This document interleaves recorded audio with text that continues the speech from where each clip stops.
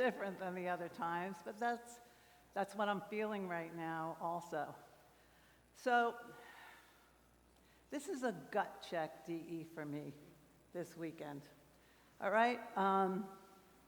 Maybe some of you don't know what that is, but a gut check weekend is when, like, your stomach is churning. I didn't sleep last night. Things were going around in my head all the time.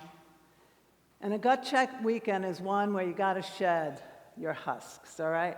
I haven't had one like this in quite a while.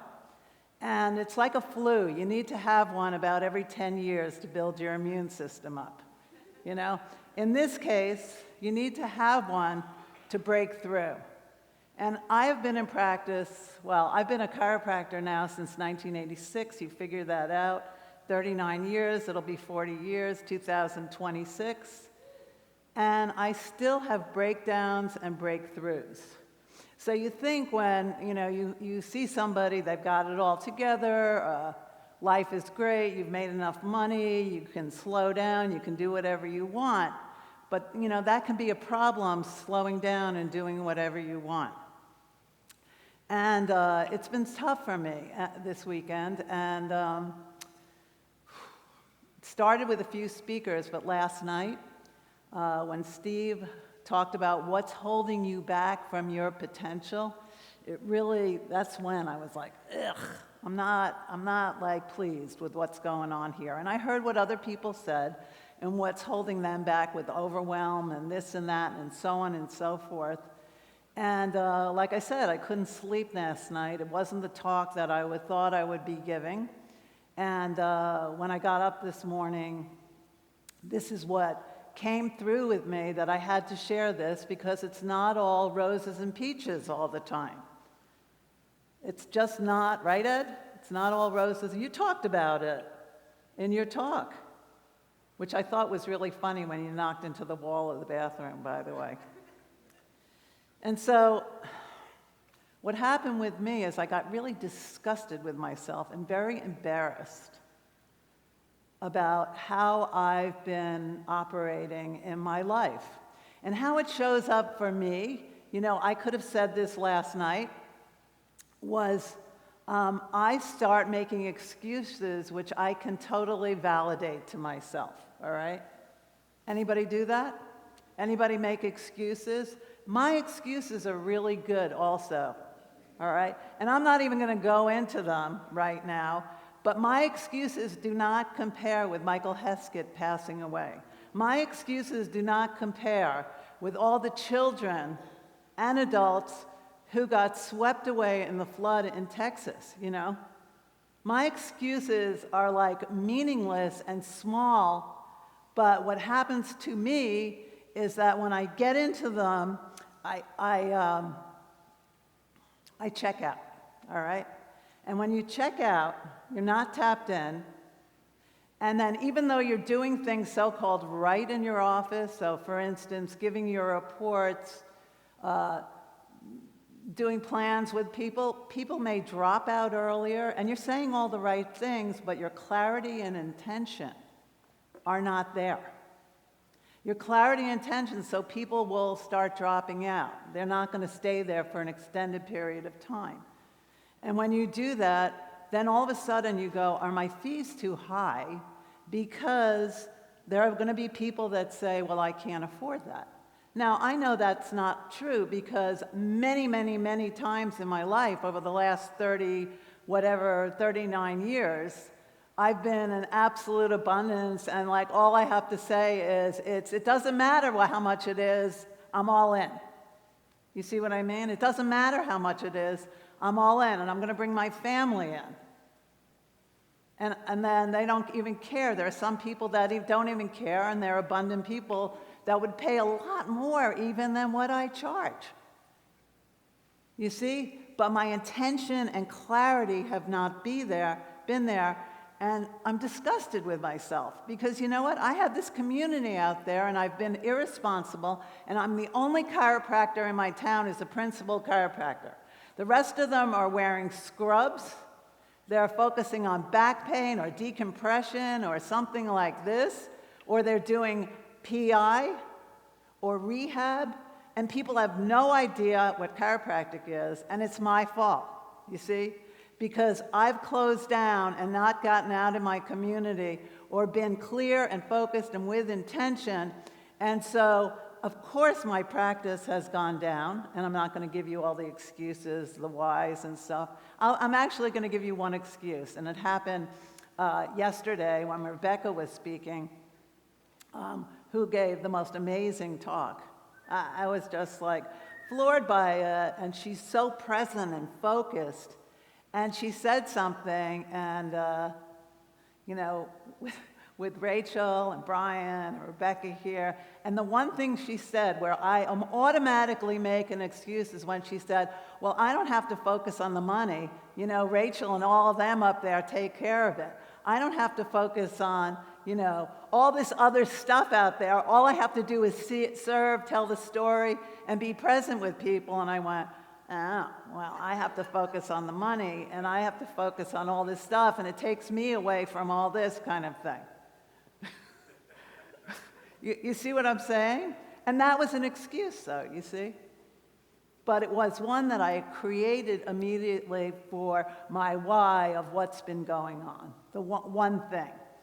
And so when I feel like out of control like this, and I get in my head and not my innate, like things start to crumble, I don't do my 49 breaths with intention. You know what I'm doing at home when I go on the 7 o'clock call? But I'm like playing with the dog and doing other things. I'm like not clear and connected. One time when I was I had like some big time symptoms, and some of you have heard this, but many of you haven't. For 9 months, I had these symptoms that were like bad. Like a lot of people would go to a hospital kind of thing, but I was so like, I'm going to heal myself from inside out. The power that made the body heals the body. I am a healing vessel of love. My body is a temple. And I would get in the bathtub every morning for 45 minutes and do my affirmations and do my prayers and do my visualization. And because of that, I never had to go to a medical doctor. I never had to take a drug. And I trusted in innate. And I kind of stopped doing that, you see? And that's when, guess what? Even though I was sick, my practice was really big. Because I was clear, and I was connected, and I was focused. Now, Dan, too, wherever he is, I know he's in here somewhere. Oh, there you are. Of course, you're the announcer, so you have to be in here and all that kind of stuff. But yesterday, he was talking about, and this resonated with me so much, about this crisis in his life of trying to balance everything. And I know some people say, well, we never have balance in our life, but when you have kids and you have other responsibilities and properties and blah, blah, blah, it can get very overwhelming. And so for a while, it affected you. You weren't here for 9 months and blah, blah, blah, couldn't make any decisions. But once you got the clarity and intention, what happened? Everything, fell right into place.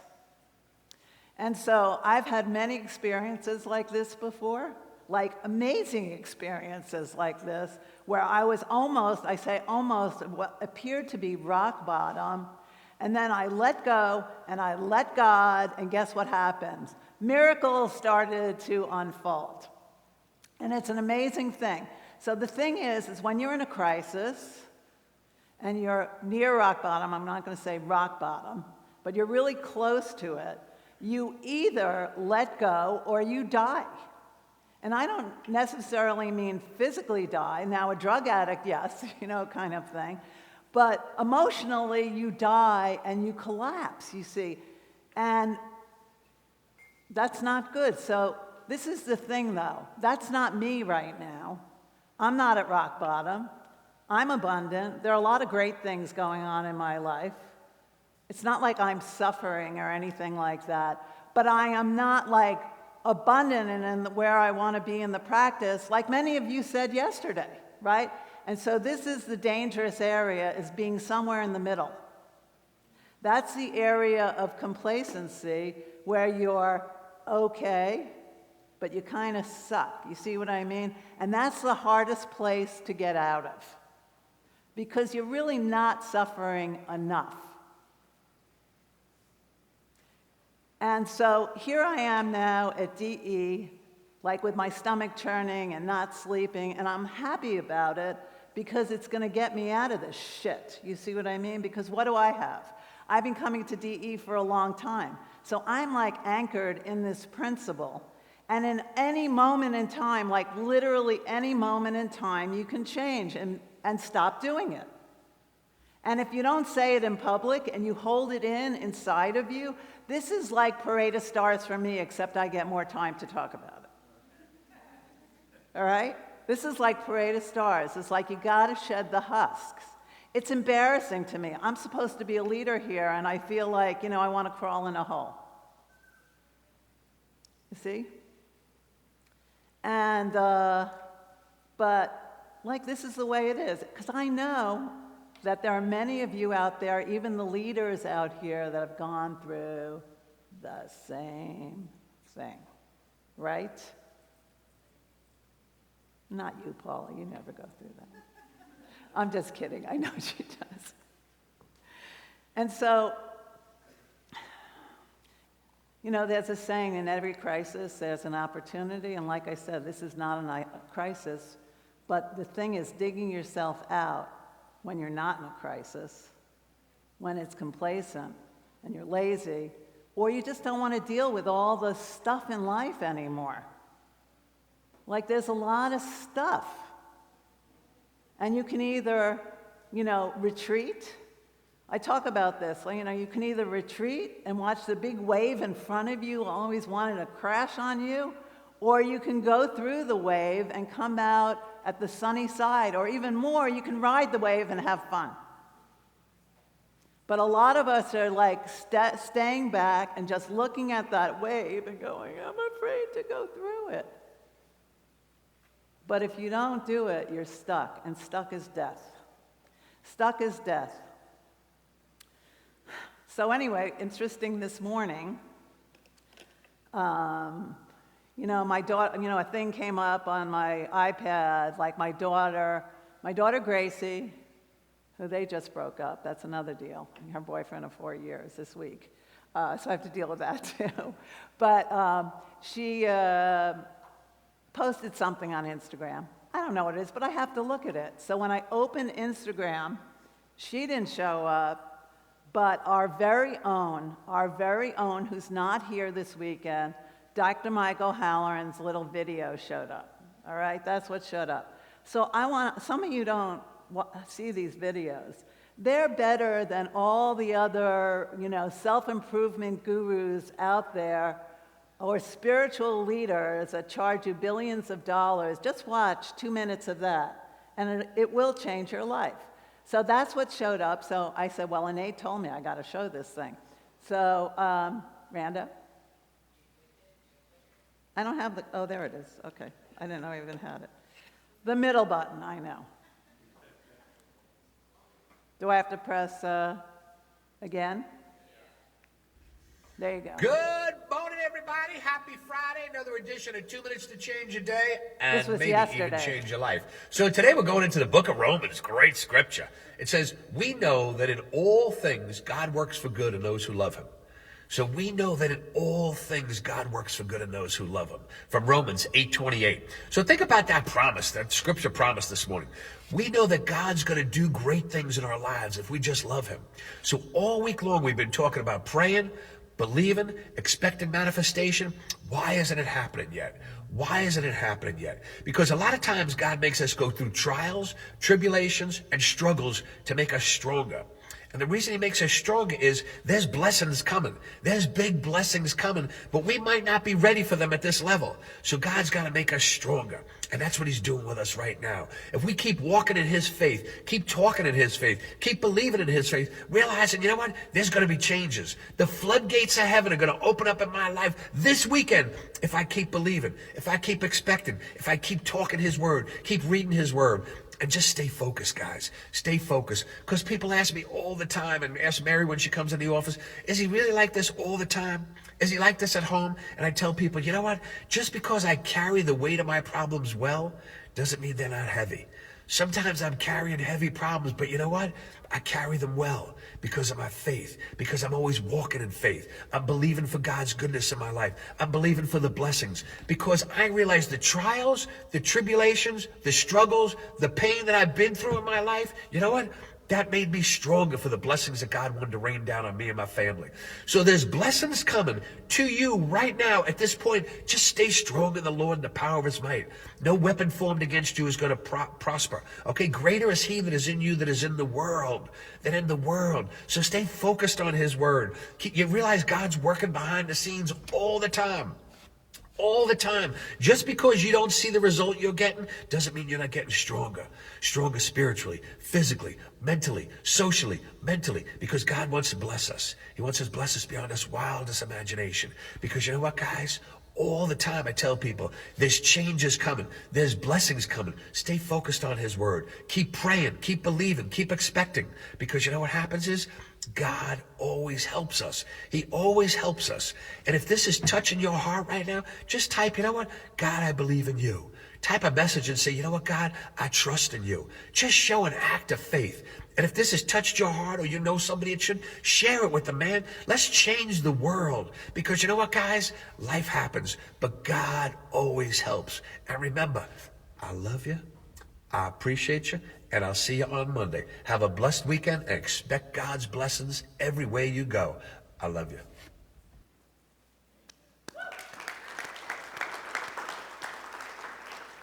So you get a little bit of Dr. Mike this weekend, but besides the Bible, where did he get everything that he's talking about on that video? Where did he get it? Right here at DE. Right here at DE, you know? And so you have to keep coming back to DE because it doesn't happen overnight what he's getting. And so me listening to this morning just reminded me how powerful it is to be part of this movement here, part of the vision of what DE has. And yeah, I've screwed up. All right, next, right? Because I have anchors in here. Like I said, Paul and I speak every single day. Yesterday, when Paul mentioned this before, when Anna, do you mind me telling them about your neck? Okay, so Anna just recently, just a few months ago, had cervical fusion of C4, 5, and 6. Very pretty x-ray, she showed it to me. They did a great job, you know? And she's doing so much better.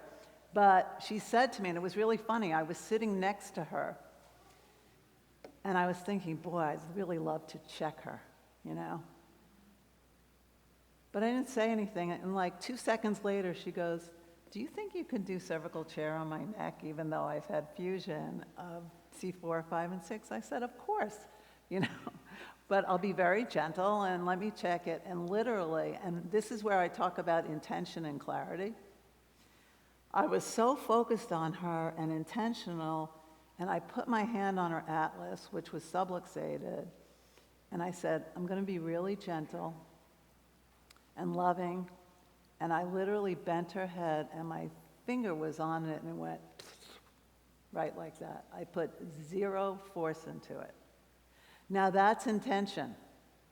That's clarity, something that's been missing from me for the most part. But here I am with you today. If I didn't come to DE this weekend, I would be doing the same old shit probably. You see? Even after all this time, even though we do our Band of Brothers every Monday night, even though I listen to Tuesday, not always on Tuesday, but I'll listen to it on Wednesday or a later time. But if we don't stay anchored to each other in this principle and like applaud the people that are doing so well and trust that we can be there too. Because there have been times, I know, Rebecca, when there have been times when it hasn't been so great, right? Absolutely. Even though, like, I applaud what you're doing right now. And we've all been there. And I'm saying it, Beth. You know, Beth came up here, I don't know, was it a couple of DEs ago? A couple of DEs ago, and was at Parade of Star and shed this big husk. And all of a sudden, she's got this bright light around her, and she didn't want to do it, and she was pissed at me. And she said, how dare you say that, get me up there, blah, blah, blah. But I made her do it. I know it sounds terrible, but she did it. She broke through. How many of you need to break through? So you can at Parade of Stars this weekend. That was an advertisement for Parade of Stars. Okay. And because we have this here. And I listen to Mike and I go, there is nothing else on, Facebook, the media, that tells the story like that. And that's why he has so many followers on there. That's why Steve posts. And that's going to be my thing, is I'm going to start posting stuff. I know how to speak. I know how to have fun. I'm just like, I don't know how to do stuff, So that's what holds me back. Isn't that stupid? What? Oh, yeah. All the way from Kansas, she can video me. Yeah. So anyway, all right, so I have more minutes, so I've got to fill this in here too. So here we go. So I want to talk, because I want to be positive here too. I want to go from this, I'm not going to even say it's negative, to positive, is that, in fact, this is a little off, but it's about how important this chiropractic business is for people in our lives and how they've been neglected. I hired a CA in January. Her name is Flory, all right? And I had this terrible CA for 2 years, but I really liked her a lot, and I kept giving her chances, one of those kind of things. But it's I had to do 80% of work correcting everything that she did, which is sucks and is exhausting. So finally, she's done, she's out of there, and I hired this wonderful girl that knows nothing about chiropractic, and it took her a little while to warm up to it, but she was awesome. Within a month, she knew more than this girl did in 2 years, and I was so relieved, and I went, oh my God, it's such a joy to have her here. But I kind of knew she wouldn't be there a long time. She had done PR in New York, and she got burned out, and she was kind of on hiatus, plus she had a boyfriend in Tampa that she was probably moving out there. So I didn't know if it'd be 6 months, a year. Frankly, I didn't even care. I was so joyful to have her in the office, and we were doing great. And she tells me, though, that her boyfriend, who lives in Tampa, is sick, and he's having these symptoms, and she's going out there on the weekends. He's having this rib pain and liver pain and all this kind of stuff, and he does come out to get adjusted. He's never been adjusted, and she's micromanaging him and going, I don't know if he should be adjusted. He has this rib pain, because she doesn't understand, and she's controlling and all this kind of stuff. And finally I said, all right, let me talk to him.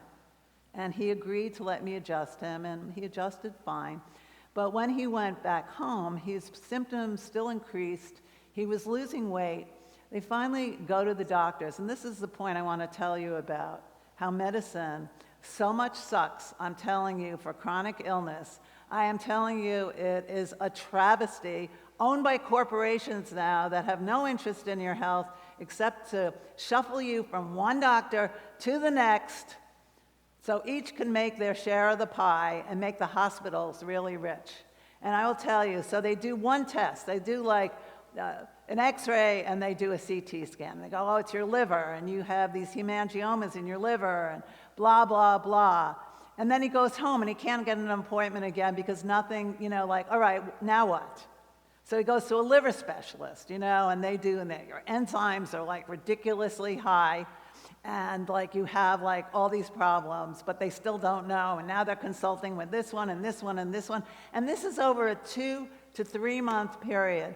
And finally, after going to 4, 5, 6 doctors, this is Tampa General, and he finally has an MRI after 3 months, and they tell him he's 30 years old, he has stage 4 colon cancer at 30 years old. And I'm going, first of all, I don't know if it would really make a difference, but still, why 4 months for him to go through this struggle, agony? And I kind of knew he had cancer already because he had lost 30 pounds and blah, blah, blah. And then I read this thing that's at the top of, how they have these little ads on, or these little things when you're on Facebook or the internet or whatever it is, where it said, colon cancer rising dramatically in young people. Why is that? Just like when my friend got pancreatic cancer 4 or 5 years ago, I looked it up, it says it's a rare cancer. You must know a lot of people that have had, that's not a rare cancer, man. God is like, oh, somebody has pancreatic cancer, like it's normal now. Just like colon cancer, just like breast cancer. Those are not normal. It's a norm and it's pathetic. And then I'm thinking I'm pathetic because I'm not communicating in my community or on Instagram like you, Steve, and TikTok and all this kind of stuff about the power that made the body to heal the body and about getting clear and connected. And I'm not doing enough. You see? And all these people are getting cancer, and I truly believe, I'm sure you do too, that especially since everybody took the effing COVID vaccine, that cancer rates have gone up dramatically. And I even had someone said it was the price we paid for protecting us against COVID. Somebody said that to me. It's the price we pay for saving the world. But people believe that. You know, we laugh at it and we think it's funny because we have 100 people in this room that agree with the same thing, where there's hundreds of thousands and millions of people that buy into what they say. And I'm checking out. You see? I'm checking out. And I worked on a cancer floor for 2.5 years in the 1970s. And I saw the devastation of nuclear warfare on people's bodies. And that was the biggest gift to me because guess what? It got me really out of medicine and into chiropractic because I didn't know any chiropractors. I had never been adjusted. I didn't have a family or friend or anybody. I didn't know anything. It was like God said to me, you're going to be a chiropractor with what? The intention of sharing this principle with society so that they could understand, and maybe if it only saves 1 life or 2 lives or 3, that's 3 more lives that are not dead. You see? And it's getting worse and worse and worse, which gives us what? Bigger and bigger responsibility, which makes it what? More overwhelming. It's like overwhelming. The media is overwhelming. Yes, I do watch some TV. I watch tennis, and every goddamn commercial is what? A pharmaceutical and now Jardiance. You know what this semaglutide stuff is about, right? You don't, Liz. That's awesome that you don't. Country girl. You know, it's all the Ozempics and the weight loss drugs that people are taking to lose 10 pounds. I'm serious about it. I went to my salon. My hairstylist told me, who's in amazing shape, and she doesn't take it, every single person, and these are young people, are taking this stuff because they want to be 10 pounds thinner and skinny. And they don't care about the consequences. They don't care about it. It is a known fact that people will do anything to lose weight. And they want to do it the easy way, but when you sell your soul to the devil, guess what? There's a payback. And I tell that to people all the time. Sell your soul to the devil, it's payback. You're going to have the consequence. I've known 3 people got pancreatitis from being on semaglutides. And so, we have a big responsibility. I only can speak for myself because I'm the one who's, checked out kind of thing. But I'm sure there are a lot of people here, or maybe just some people that resonate. And I hope wherever you are, I don't care where you are, even if you're up here, you can go here and tell the story more. I know I have to. I know I have to share this principle. I know I have to be more loving, serving, and giving. I know that I have to get out of that middle space, and I'm committed to doing it. So anyway, I love you. I thank you. I still have 5 minutes because they told me I have more time, but I'm done, guys. Thank you.